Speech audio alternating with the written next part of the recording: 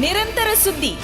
ಸೌಜನ್ಯ ಹಂತಕ ಸಂತೋಷ್ ರಾವ್ ಪರ ಹೋರಾಟ ನಡೆಸುತ್ತಿರುವಂತಹ ಮಹೇಶ್ ಶೆಟ್ಟಿ ಮತ್ತವರ ಬಣ ಏಪ್ರಿಲ್ 6ರಂದು ಸೌಜನ್ಯ ನ್ಯಾಯಯಾತ್ರೆ ಎಂಬಂತಹ ಒಂದು ಕಾರ್ಯಕ್ರಮವನ್ನು ಹಮ್ಮಿಕೊಂಡಿತ್ತು.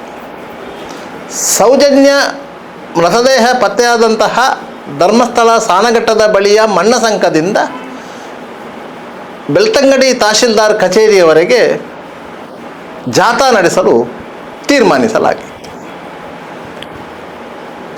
ಈ ಜಾಥಾಕ್ಕೆ 10 ಹಲವು ಮಂದಿ ಬೆಂಬಲ ಸೂಚಿಸಿದ್ದರು.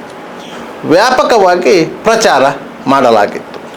ವಾಟ್ಸಪ್ಗಳಲ್ಲಿ ಹಲವಾರು ವಿಧದ ಸ್ಟೇಟಸ್ಗಳು, ಮೆಸೇಜ್ಗಳು ಹರಿದಾಡುತ್ತಿದ್ದವು.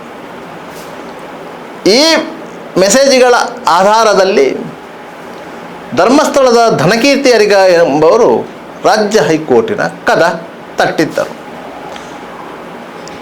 ಮಹೇಶ್ ಶೆಟ್ಟಿ ತಿಮರೋಡಿ ಬಣ ಸೌಜನ್ಯ ನ್ಯಾಯಯಾತ್ರೆ ಎಂಬ ಹೆಸರಿನಲ್ಲಿ ಈ ಹಿಂದೆ ರಾಜ್ಯ ಹೈಕೋರ್ಟು ಹೊರಡಿಸಿದ್ದಂಥ ಹಲವಾರು ಜಜ್ಮೆಂಟ್ಗಳನ್ನು ಬದಿಗೊರಿಸಿ ಶ್ರೀ ಕ್ಷೇತ್ರ ಧರ್ಮಸ್ಥಳದ ಮೇಲೆ ಸವಾರಿ ಮಾಡಲು ಇಂಥ ಒಂದು ಕಾರ್ಯಕ್ರಮವನ್ನು ಹಮ್ಮಿಕೊಂಡಿದೆ. ಅವರೇ ಹೇಳಿಕೊಳ್ಳುವ ಹಾಗೆ ಸಾವಿರಾರು ಮಂದಿ ಈ ಕಾರ್ಯಕ್ರಮದಲ್ಲಿ ಭಾಗವಹಿಸಲಿದ್ದಾರೆ. ಅವರಿಂದ ಶ್ರೀ ಕ್ಷೇತ್ರ ಧರ್ಮಸ್ಥಳಕ್ಕೆ ಹಾನಿಯಾಗುವ ಸಂಭವ ಇದೆ. ಆದ್ದರಿಂದ ಈ ಯಾತ್ರೆಯನ್ನು ತಡೆಯಬೇಕು ಅಂತ ಹೇಳಿ ಕೋರಿಕೊಂಡಿದ್ದರು. ಈ ರಿಟ್ ಅರ್ಜಿಯನ್ನು ಪುರಸ್ಕರಿಸಿದಂಥ ರಾಜ್ಯ ಹೈಕೋರ್ಟಿನ ಏಕಸದಸ್ಯ ಪೀಠ ಧನಕೀರ್ತಿ ಅರಿಗ ಅವರ ಪರವಾಗಿ ನ್ಯಾಯಾಲಯಕ್ಕೆ ಹಾಜರಾಗಿದ್ದಂಥ ಹಿರಿಯ ನ್ಯಾಯವಾದಿ ಉದಯ ಹೊಳ್ಳ ಅವರ ವಾದವನ್ನು ಮನ್ನಿಸಿ ಈ ಹೋರಾಟಕ್ಕೆ ತಡೆ ನೀಡಿದೆ. ಪರಿಣಾಮವಾಗಿ ಸೌಜನ್ಯ ನ್ಯಾಯಯಾತ್ರೆ ರದ್ದುಗೊಂಡಿತ್ತು. ಈ ನ್ಯಾಯಯಾತ್ರೆ ರದ್ದುಗೊಳ್ಳಲು ಮುಖ್ಯವಾದ ಕಾರಣ ಏನು ಅಂತ ಹೇಳಿದರೆ, ಕೇವಲ ವಾಟ್ಸಪ್ ಸ್ಟೇಟಸ್, ವಾಟ್ಸಪ್ ಚಾಟ್ಗಳು. ಈ ಚಾಟ್ಗಳನ್ನು ಮಾಡಿದವರು ಯಾರು ಅಂತ ಹೇಳಿ ಅವರನ್ನು ಹುಡುಕಿ ಅವರನ್ನು ಬಂಧಿಸಬೇಕು ಅಂತ ಹೇಳಿ ಸೌಜನ್ಯಳ ತಾಯಿ ಕುಸುಮಾವತಿ, ನೀತಿ ತಂಡದ ಜಯಂತ್ ಮತ್ತಿತರರು ಬೆಳ್ತಂಗಡಿ ಪೊಲೀಸ್ ಠಾಣೆಗೆ ಒಂದು ದೂರು ನೀಡಿದ್ದಾರೆ. ಬೆಳ್ತಂಗಡಿ ಪೊಲೀಸರು ದೂರು ಸ್ವೀಕರಿಸಿ ಅದಕ್ಕೊಂದು NCR ರಿಸೀಟ್ ನೀಡಿದ್ದಾರೆ. ಅದರ್ಸ್ನಲ್ಲಿ ಈ ದೂರು ದಾಖಲಾಗಿದೆ. ಯಾಕಂತ ಹೇಳಿದರೆ ಪೊಲೀಸರು ತಮ್ಮ ಎದುರಿಗೆ ಬಂದ ಯಾವುದೇ ದೂರನ್ನು ಸ್ವೀಕರಿಸದೆ ವಾಪಸ್ಸು ಕಳಿಸುವಂತಿಲ್ಲ. ಆ ದೂರಿನ ಆಧಾರದ ಮೇಲೆ NCR ದಾಖಲಿಸಬೇಕು. ಕಾನ್ಸಿಗೇಬಲ್ ಇದ್ದರೆ FIR ದಾಖಲಿಸಬೇಕು. ಈ ದೂರಿನಲ್ಲಿ ಕಾನ್ಸಿಗೇಬಲ್ ಇಲ್ಲದೇ ಇರುವುದರಿಂದ ಮತ್ತು ಸ್ಪೆಸಿಫಿಕ್ ಆಗಿ ಆ ದೂರಿನಲ್ಲಿ ಪೊಲೀಸರೂ ಒಂದು ರೀತಿಯಲ್ಲಿ ಪ್ರತಿವಾದಿಗಳಾಗಿರುವುದರಿಂದ ಪೊಲೀಸರು ಅದರ್ಸ್ನಲ್ಲಿ NCR ದಾಖಲಿಸಿಕೊಂಡಿದ್ದಾರೆ. ದೂರು ಕೊಟ್ಟಂತಹ ರಾಷ್ಟ್ರೀಯ ಹಿಂದೂ ಜಾಗರಣ ವೇದಿಕೆಯ ಅಧ್ಯಕ್ಷ ಅನಿಲ್ ಅಂತರ ಇವರಿಗೆ ಹಿಂಬರವನ್ನು ಸಹ ನೀಡಿದ್ದಾರೆ. ಅಲ್ಲಿಗೆ ಆ ದೂರಿನ ಕತೆ ಮುಗಿಯಿತು ಎಂಬುದು ಅರ್ಥ. ಸೌಜನ್ಯ ನ್ಯಾಯಯಾತ್ರೆ ಅವರ ಪ್ರಕಾರ ಶಾಂತಿಯುತವಾದ ಯಾತ್ರೆ. ಈ ಹಿಂದೆ ಹೈಕೋರ್ಟು ರಿಟ್ ಪಿಟಿಷನ್ನ ಆಧಾರದಲ್ಲಿ ಶಾಂತಿಯುತವಾಗಿ ಪ್ರತಿಭಟನೆ ನಡೆಸಬಹುದು ಎಂದು ಅಭಿಪ್ರಾಯ ವ್ಯಕ್ತಪಡಿಸಿತ್ತು. ಅದು 2 ಜನರಿಗೆ. ಕೆಲವು ಸಮಯಗಳ ಹಿಂದೆ ಎಡಪಂಥೀಯ ಸಂಘಟನೆಗಳು ಬೆಂಗಳೂರಿನ ಕಮ್ಯುನಿಸ್ಟ್ ಪಕ್ಷದ ಕಚೇರಿಯಲ್ಲಿ ಸೇರಿಕೊಂಡು ಒಂದು ಹೋರಾಟವನ್ನು ಸಂಘಟಿಸುವಂಥ ಬಗ್ಗೆ ತೀರ್ಮಾನ ಮಾಡಿದ್ದು. ಅದರಂತೆ ಬೆಂಗಳೂರಿನ ಶೇಷಾದ್ರಿಪುರಂ ಪೊಲೀಸ್ ಠಾಣೆಗೆ ಒಂದು ಮನವಿಯನ್ನು ಸಲ್ಲಿಸಿದರು. ಆ ಮನವಿಗೆ ಪೊಲೀಸರು ಪುರಸ್ಕಾರ ನೀಡಿರಲಿಲ್ಲ. ಆದ್ದರಿಂದ ಕಾರ್ಮಿಕ ವೇದಿಕೆ ಎನ್ನುವಂಥ ಸಂಘಟನೆಯ ಹೆಸರಿನ ಅಡಿಯಲ್ಲಿ ರಾಜ್ಯ ಹೈಕೋರ್ಟಿಗೆ ರಿಟ್ ಪಿಟಿಷನ್ ಹಾಕಲಾಗಿತ್ತು. ಇದೇ ಸಂದರ್ಭದಲ್ಲಿ ಸಂತೋಷ್ ರಾವ್ ಪರ ಹೋರಾಟದಲ್ಲಿ ಇರುವಂತಹ ನೀತಿ ತಂಡದ ಜಯಂತ್ ಟಿ ಅವರು ಹೈಕೋರ್ಟಿಗೆ ಒಂದು ರಿಟ್ ಪಿಟಿಷನ್ ಸಲ್ಲಿಕೆ ಮಾಡಿದ್ದರು. ಈ 2 ರಿಟ್ ಪಿಟಿಷನ್ಗಳಲ್ಲಿ ಅವರು ಸೌಜನ್ಯ ಪ್ರಕರಣಕ್ಕೆ ಸಂಬಂಧಿಸಿದಂತೆ ನ್ಯಾಯ ಬೇಕು ಎನ್ನುವ ಕೋರಿಕೆಯೊಂದಿಗೆ ಶಾಂತಿಯುತವಾಗಿ ಪ್ರತಿಭಟನೆ ಮಾಡುವುದಾಗಿ ಹೇಳಿಕೊಂಡಿದ್ದರು. ರಾಜ್ಯ ಹೈಕೋರ್ಟು ಶಾಂತಿಯುತ ಪ್ರತಿಭಟನೆಗೆ ಅವಕಾಶ ನೀಡಬೇಕು. ಆದರೆ ಈ ಹಿಂದೆ ಹೈಕೋರ್ಟಿನ ಪೀಠ ನೀಡಿದಂತಹ ಜಡ್ಜ್ಮೆಂಟಿನನ್ನು ಪಾಲನೆ ಮಾಡಬೇಕು. ಅಂದರೆ ಶ್ರೀ ಕ್ಷೇತ್ರ ಧರ್ಮಸ್ಥಳ, ಅಲ್ಲಿನ ಧರ್ಮಾಧಿಕಾರಿ, ಅಲ್ಲಿನ ಸಂಘ ಸಂಸ್ಥೆಗಳು, ಅಲ್ಲಿನ ವಿದ್ಯಾಕೇಂದ್ರಗಳು, ಅಲ್ಲಿನ ಸಿಬ್ಬಂದಿಗಳ ಮೇಲೆ ಯಾವುದೇ ರೀತಿಯ ಆರೋಪ ಹೊರಿಸಬಾರದು ಎನ್ನುವಂಥ ಕೆಲವು ಕಂಡೀಷನ್ಗಳನ್ನು ಹಾಕಿ ಅನುಮತಿ ನೀಡಿತ್ತು. ಆ ಅನುಮತಿಯನ್ನು ಪಡೆದುಕೊಂಡು ಕಾರ್ಮಿಕ ವೇದಿಕೆಯು ಬೆಂಗಳೂರಿನ ಫ್ರೀಡಂ ಪಾರ್ಕ್ನಲ್ಲಿ ಒಂದು ಪ್ರತಿಭಟನೆಯನ್ನು ನಡೆಸಿತ್ತು. ಒಂದು 25-50 ಮಂದಿ ಸೇರಿದಂತಹ ಪ್ರತಿಭಟನೆಯಲ್ಲಿ ಅವರು ನೇರಾನೇರವಾಗಿ ಶ್ರೀ ಕ್ಷೇತ್ರ ಧರ್ಮಸ್ಥಳವನ್ನು ಅವಹೇಳನಗೈಯುವ ಮೂಲಕ ಹೈಕೋರ್ಟ್ ಸೂಚನೆಯನ್ನು ಕಡೆಗಣಿಸಿದ್ದರು. ಈ ಪ್ರತಿಭಟನೆಯ ಯಾವುದೇ ವಿಡಿಯೋಗಳು ಹರಿದಾಡುತ್ತಿರಲಿಲ್ಲ. ಯಾಕಂತ ಹೇಳಿದರೆ ಸೇರಿದ ಜನಸಂಖ್ಯೆ ಕಡಿಮೆ ಮತ್ತು ಹೈಕೋರ್ಟ್ನ ಸೂಚನೆ ಏನಿತ್ತು ಅದನ್ನು ಸಾರಾಸಗಟಾಗಿ ಉಲ್ಲಂಘಿಸಲಾಗಿತ್ತು. ಈ ಪ್ರತಿಭಟನೆಯ ವಿಡಿಯೋ ತುಣುಕೊಂದು ಸೌಜನ್ಯ ಪರ ಹೋರಾಟಗಾರರಲ್ಲಿ ಇತ್ತು. ಅದು ಧರ್ಮಸ್ಥಳದ ಪರ ವಕೀಲರ ಕೈಗೆ ಸಿಕ್ಕಿತ್ತು. ಅದೂ ಅಲ್ಲದೆ ಸ್ಥಳೀಯ ಪೊಲೀಸರು ಆ ಪ್ರತಿಭಟನೆಯನ್ನು ವಿಡಿಯೋ ಚಿತ್ರೀಕರಣವನ್ನು ಮಾಡಿದ್ದರು. ಅದು ಸರ್ಕಾರಿ ವಕೀಲರ ಕೈಗೂ ಸಿಕ್ಕಿತ್ತು.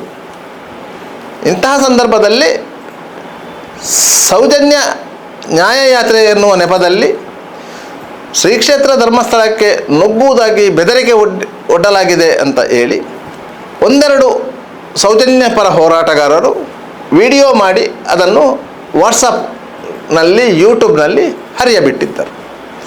ಈ ಎಲ್ಲ ದಾಖಲೆಗಳನ್ನು ಇಟ್ಟುಕೊಂಡು ಧನಕೀರ್ತಿ ಅರಿಗ ಅವರ ಪರ ಹಿರಿಯ ವಕೀಲರಾದಂತಹ ಉದಯವಳ್ಳ ಅವರು ನ್ಯಾಯಾಲಯದಲ್ಲಿ ವಾದ ಮಂಡಿಸಿದರು.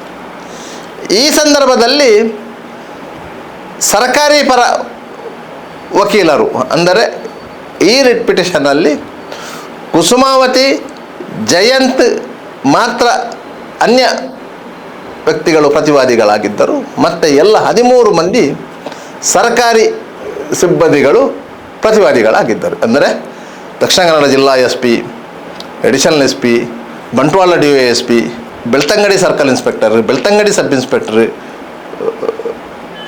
ಧರ್ಮಸ್ಥಳ ಸಬ್ ಇನ್ಸ್ಪೆಕ್ಟರು, ತಹಶೀಲ್ದಾರ್, ಇವರೆಲ್ಲರೂ ಪ್ರತಿವಾದಿಗಳಾಗಿದ್ದರು. ಆದ್ದರಿಂದ ಅವರ ಪರವಾಗಿ ಸರ್ಕಾರಿ ವಕೀಲರು ಹಾಜರಾಗಿದ್ದರು.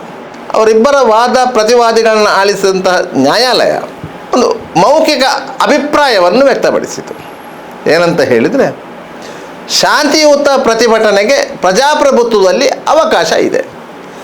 ಆದ್ದರಿಂದ ಶಾಂತಿಯುತ ಪ್ರತಿಭಟನೆ ಮಾಡಬಾರದು ಎಂದು ನಿರ್ದೇಶಿಸಲು ಸಾಧ್ಯ ಇಲ್ಲ. ಆದ್ದರಿಂದ ಪ್ರತಿಭಟನೆಗೆ ಅವಕಾಶ ಕೊಡಬಹುದು ಎನ್ನುವ ಅಭಿಪ್ರಾಯವನ್ನು ವ್ಯಕ್ತಪಡಿಸಿದರು.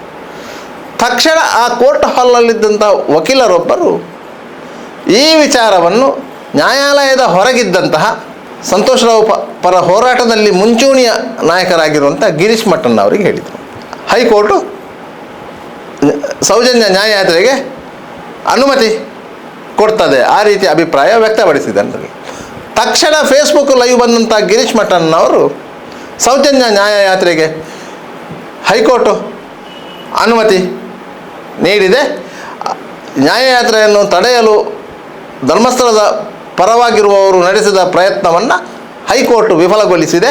ಆದ್ದರಿಂದ ಇದು ಸತ್ಯಕ್ಕೆ ಸಂದ ಜಯ, ಇದು ಸೌಜನ್ಯ ಶಕ್ತಿಗೆ ಸಂದ ಜಯ ಅಂತೆಲ್ಲ ಬಿಂಬಿಸಿಕೊಂಡು ಹೇಳಿಕೊಂಡರು.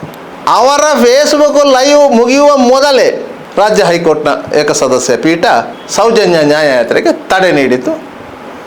ಇಮ್ಮಿಡಿಯೇಟಾಗಿ ಈ ಸಂಬಂಧವಾಗಿ ಎಲ್ಲ ರೀತಿಯ ಕಠಿಣ ಕ್ರಮಗಳನ್ನು ಕೈಗೊಳ್ಳುವಂತೆ ಸಂಬಂಧಪಟ್ಟವರಿಗೆ ನಿರ್ದೇಶನ ನೀಡಿತು.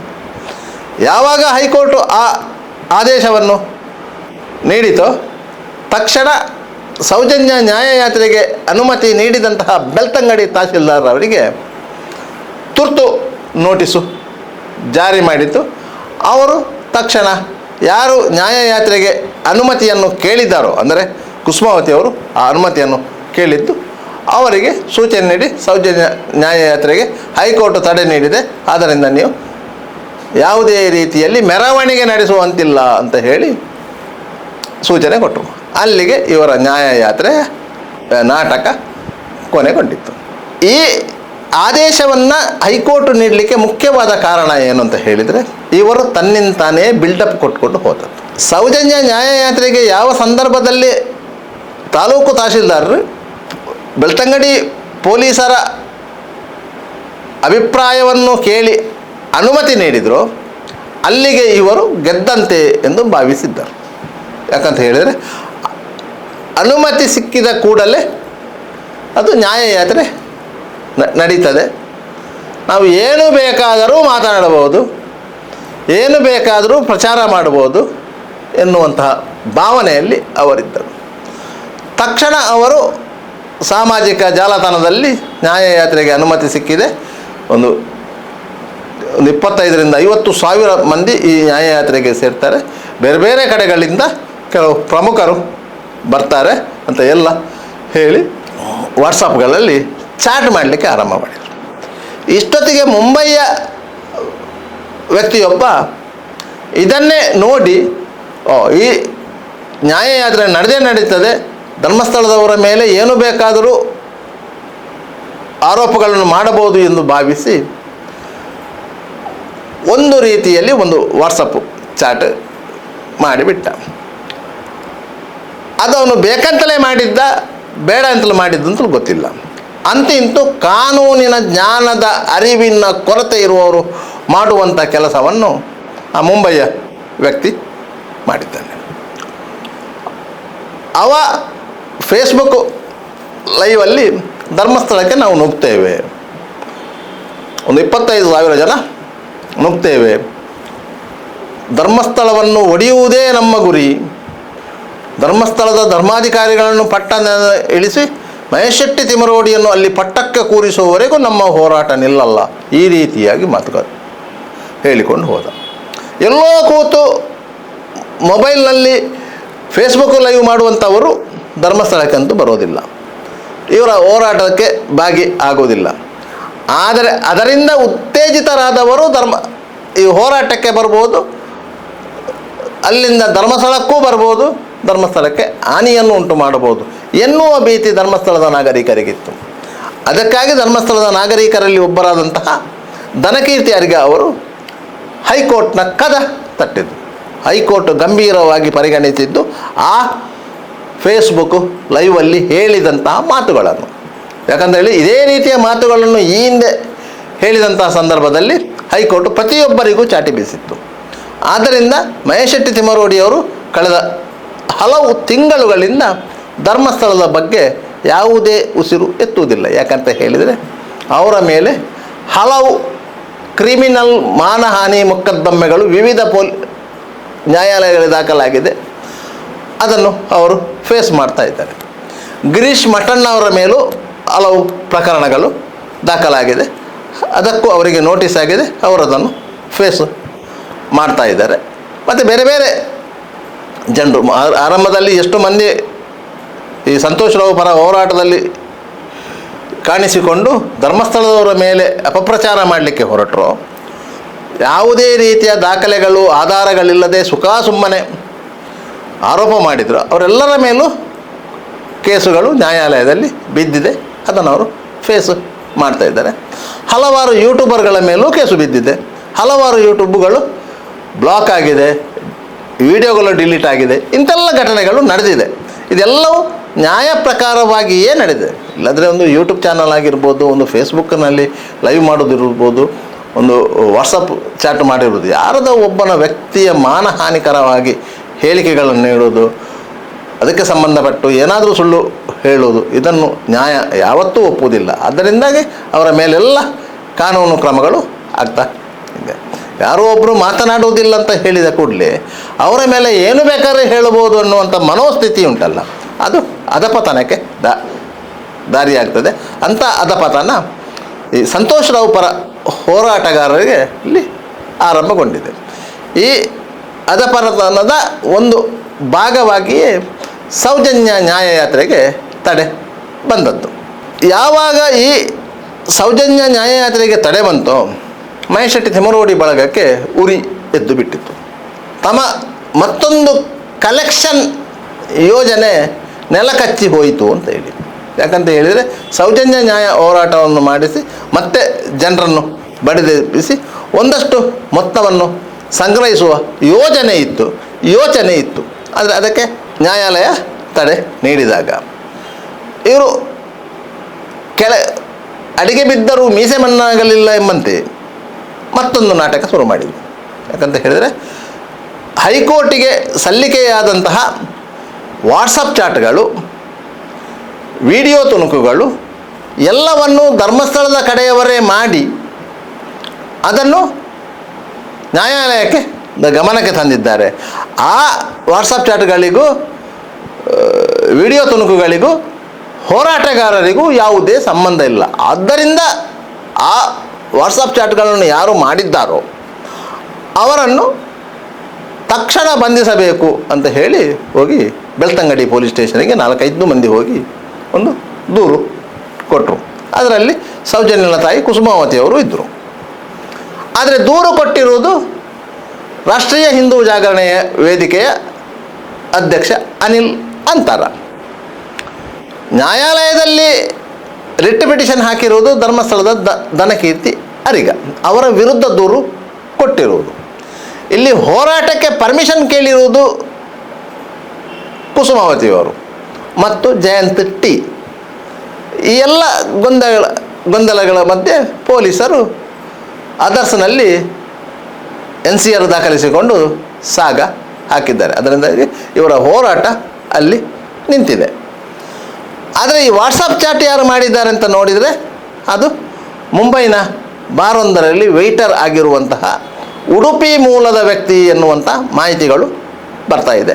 ಯಾಕಂದರೆ ಆತನ ಮುಖ ಇದೆ, ಆತನ ಮಾತುಗಳಿವೆ, ಎಲ್ಲವೂ ಇದೆ ಫೇಸ್ಬುಕ್ಕಲ್ಲಿ. ಆದ್ದರಿಂದ ಫೇಸ್ಬುಕ್ಕಿನ ಸಂಸ್ಥೆಗೆ ಇವರು ಲೆಟರ್ ಬರೀಬೇಕು, ಅಲ್ಲಿಂದ ದಾಖಲೆಗಳನ್ನು ಕೇಳಬೇಕು, ತದನಂತರ ಆತನ ಮೇಲೆ ಕಾನೂನು ಕ್ರಮ ಕೈಗೊಳ್ಳಬೇಕು. ಆದರೆ ಬೆಳ್ತಂಗಡಿ ಪೊಲೀಸ್ ಠಾಣೆಯಲ್ಲಿ ದಾಖಲಾಗಿರುವ NCR ಮುಗಿದು ಹೋದ ಅಧ್ಯಾಯ ಆಗಿರುವುದರಿಂದ ಆ ದೂರಿನ ಮೇಲೆ ಪೊಲೀಸರು ಕ್ರಮ ಕೈಗೊಳ್ಳುವಂತೆ ಸೂಚಿಸಬೇಕು ಅಂತ ನ್ಯಾಯಾಲಯಕ್ಕೆ ಖಾಸಗಿ ದೂರು ದಾಖಲು ಮಾಡಬೇಕಾಗತ್ತೆ. ಆ ಪ್ರಕ್ರಿಯೆಯನ್ನು ಮಾಡ್ಬೋದು. ಆಗ ಪೊಲೀಸರು FIR ದಾಖಲಿಸಿಕೊಂಡು ನ್ಯಾಯಾಲಯದ ಸೂಚನೆಯಂತೆ ತನಿಖೆ ನಡೆಸಬೇಕಾಗತ್ತೆ. ಅದು ದೀರ್ಘ ಪ್ರಕ್ರಿಯೆ. ಯಾಕಂತ ಹೇಳಿದರೆ ಬೆಳ್ತಂಗಡಿ ಪೊಲೀಸ್ ಸ್ಟೇಷನಿಗೆ ಈ ಹಿಂದೆ ಶ್ರೀ ಕ್ಷೇತ್ರ ಧರ್ಮಸ್ಥಳದ ಕಡೆಯವರು ನೀಡಿದಂಥ ಹಲವು ದೂರುಗಳು NCR ಆಗಿ ತನಿಖೆಗೆ ಬಾಕಿ ಇದೆ. ಮಹೇಶ್ ಶೆಟ್ಟಿ ತಿಮರೋಡಿಯವರ ವಿರುದ್ಧ ನೀಡಿದ ದೂರು ಬಾಕಿ ಇದೆ. ಗಿರೀಶ್ ಮಠನ್ ಅವರ ವಿರುದ್ಧ ನೀಡಿದ ದೂರು ಬಾಕಿ ಇದೆ. ಬೇರೆ ಬೇರೆ ಜನರ ಮೇಲೆ ಬೆಳ್ತಂಗಡಿ ಪೊಲೀಸ್ ಸ್ಟೇಷನ್ಗೆ ನೀಡಿದಂತಹ ದೂರುಗಳು ವಿಚಾರಣೆಯೇ ನಡೆಯದೆ ಬಾಕಿ ಇದೆ. ಪೊಲೀಸರು ಅಂಥವರಿಗೆ ನೋಟಿಸೂ ಕೊಟ್ಟಿಲ್ಲ. ಆದ್ದರಿಂದ ಈ ದೂರು ಸಹ ಯಾವುದೇ ನೋಟಿಸು ಕೊಡದೆ ಅಲ್ಲಿಗೆ ಮುಕ್ತಾಯವಾಗ್ತದೆ. ಅಂತೂ ಇಂತೂ ಸೌಜನ್ಯ ನ್ಯಾಯಯಾತ್ರೆ ಹೆಸರಲ್ಲಿ ಒಂದಷ್ಟು ಕಲೆಕ್ಷನ್ ಮಾಡಲಿಕ್ಕೆ ಹೊರಟಂತಹ ತಿಮರೋಡಿ ಆ್ಯಂಡ್ ಬಳಗಕ್ಕೆ ಮತ್ತೊಮ್ಮೆ ಹಿನ್ನಡೆಯಾಗಿದೆ. ಅವರಿಗೆ ಆದ ಹಿನ್ನಡೆ ಅವರ ಕಡೆಯಿಂದಲೇ ಆಗಿದೆಯೇ ಹೊರತು ಇನ್ನೊಬ್ಬರಿಂದ ಅಲ್ಲ. ಇದಂತೂ ಸ್ಪಷ್ಟ. MCC ಬ್ಯಾಂಕ್ ಲಿಮಿಟೆಡ್ ಬೆಳ್ಮಣ್ಣಲ್ಲಿ MCC ಬ್ಯಾಂಕಿನ 19ನೇ ಶಾಖೆಯನ್ನ ಆರಂಭಿಸುವ ಸುಸಂದರ್ಭದ ಪ್ರಯುಕ್ತ ಆಯ್ದ ನಿರಕ್ಕು ಠೇವಣಿಗಳ ಮೇಲೆ 8% ಆಕರ್ಷಕ ಬಡ್ಡಿ ಹಾಗೂ ₹1,200ರಿಂದ ಆರಂಭವಾಗುವ ಅತಿ ಕಡಿಮೆ ಬಾಡಿಗೆಯಲ್ಲಿ ಭದ್ರತಾ ಲಾಕರ್ಗಳು. 113 ವರ್ಷಗಳಿಂದ ನಿಮ್ಮ ಸೇವೆಯಲ್ಲಿ. ಹಿಂದೆ ನಿಮ್ಮ ಹತ್ತಿರದ MCC ಬ್ಯಾಂಕ್ ಶಾಖೆಯನ್ನು ಸಂಪರ್ಕಿಸಿರಿ. ದೂರವಾಣಿ ಸಂಖ್ಯೆ 7090701105. Toll free number 180012329966. ಷರತ್ತುಗಳು ಅನ್ವಯ. ನಿರಂತರ ಸುದ್ದಿ